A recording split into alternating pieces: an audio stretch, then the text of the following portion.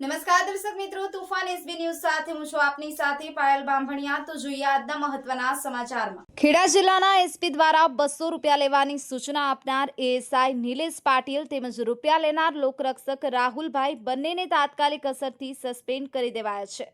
ત્યારે શું છે સમગ્ર વિગત, આવો જાણીએ આ ખાસ અહેવાલમાં। નમસ્કાર, આપની સાથે હું ધીરેન્દ્રસિંહ સોલંકી। દર્શક મિત્રો, મારામાં અવારનવાર ફરિયાદો આવતી હતી કે સેવાલિયાનું એટલે કે ખેડા જિલ્લાનું સેવાલિયામાં આવેલું મહારાજનું વાડા કે જ્યાં પોલીસ અધિકારીઓ લૂંટ ચલાવી રહ્યા છે।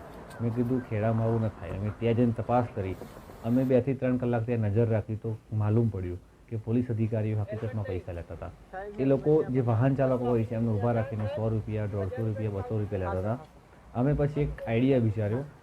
એક વ્યક્તિની બાઇક પાછળ બેઠો, અમારો કેમેરો ચાલુ રાખ્યો। અમે જે જગ્યા પર પહોંચ્યા તે જગ્યા પર પહોંચીને જોયું તો એક પોલીસકર્મી એ ભાઈને ડોક્યુમેન્ટ ચેક કર્યા વગર એવું કીધું કે 200 રૂપિયા આપી નીકળી જા।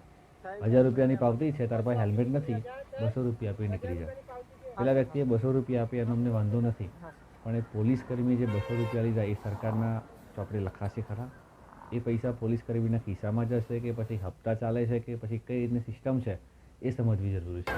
પોલીસકર્મી વિરુદ્ધ ખાતાકીય તપાસ થાય એવી અમારી માંગ છે।